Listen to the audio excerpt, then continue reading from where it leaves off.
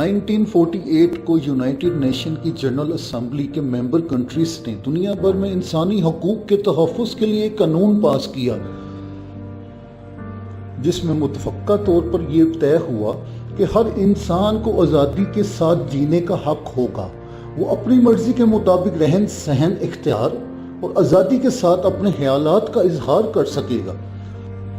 इसी तरह रंग, नस्ल, किसी के साथ इम्तियाजी सलूक नहीं बरता जाएगा।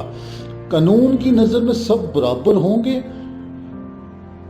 किसी को बिला वजह और जालिमाना तरीके से गिरफ्तार नहीं किया जाएगा। अदलिया साफ, शफाफ और गैर जानिबदाराना अंदाज में फैसला करेगी।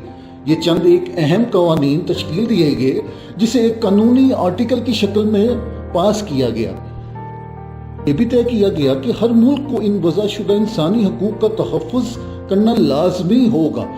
लेकिन आज हम देखते हैं कश्मीर, अफगानिस्तान, बर्मा समेत पूरी दुनिया में इंसानी हकूक की धज्जियां उड़ाई जा रही हैं।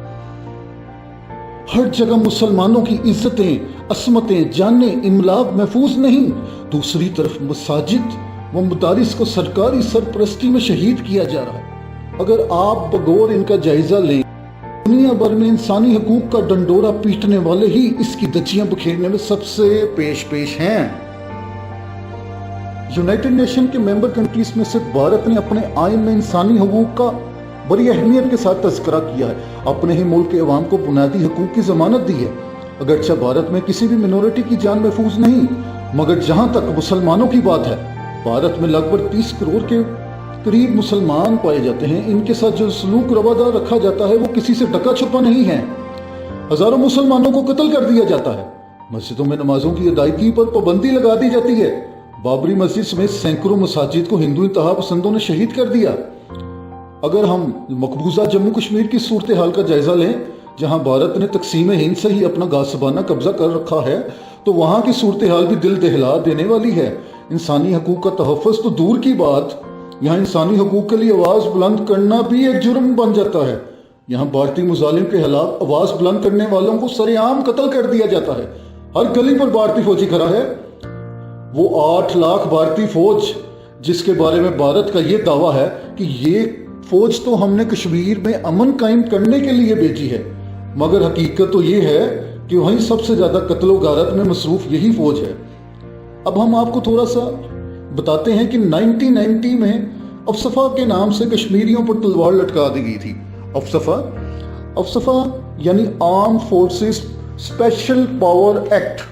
और इस कानून के तहत कोई भी जूनियर कमीशन अफसर शक की बुनियाद पर किसी भी कश्मीरी पर कोई भी मिलिट्री कार्रवाई कर सकता है। इस कानून ने यहाँ कौन कौन से गुल खिलाए, हर कसो नाकस पर अयां है। झलक ये भी है कि मकबूजा कश्मीर में आज भी हजारों जेर हिरासत अफराद लापता हैं। यहाँ कब्रिस्तानों के कब्रिस्तान आबाद हो गए, बेनाम कब्रों की भरमार हो गई। सतम बलाए सतम। 2019 में आर्टिकल 370 को खत्म करके कश्मीर की इम्तियाजी हैसियत को खत्म कर दिया और कश्मीरी अवाम की तजलील कर दी। इस शिक को खत्म करने का मतलब है मकबूजा कश्मीर अब भारत का हिस्सा है और हर भारतीय कश्मीर की रियासत का हिस्सा है। मजलूम कश्मीरी अवाम यूनाइटेड नेशन से सवाल कर रही है। यूनाइटेड नेशन के मेंबर कंट्रीज और इंसानी हकूक के आलमी अदारे मकबूजा कश्मीर में हर रोज बढ़ते हुए बदतरीन भारतीय मजालिम पर खामोश क्यों है? क्या इन्हें यहाँ होने वाली कत्लो गारत, इज्तमाई कब्रें, कश्मीरी नौजवानों का अगवा, फर्जी जरपों में शहादतें, खवातीन की असमत दरी, इमलाक की बर्बादी नजर नहीं आती? आखिर इनकी जुबानें क्यों खामोश हैं? क्या मजलूम कश्मीरी ये सोचने में हक बजानिब नहीं? मशरकी तैमूर का मसला हो तो यूनाइटेड नेशन और दीगर आलमी अदारे फिलफौर हरकत में आ जाते हैं, लेकिन कश्मीर, जिसके बारे में खुद यूनाइटेड नेशन करारदादें पास कर चुकी है, मगर अफसोस, सद अफसोस, अब भारत के इस फौजी कब्जे के खिलाफ बात करने को कोई तैयार नहीं होता। आज कश्मीरी कौम ये पूछ रही है, क्या वो भारत और इसकी 8 लाख फौज से छुटकारा हासिल कर पाएगी? ये बात तो सच और हक बजाने और दुरुस्त है कि अमेरिका के हिस्से से निकलने के बाद अब भारत के गुब्बारे से भी हवा निकल चुकी है।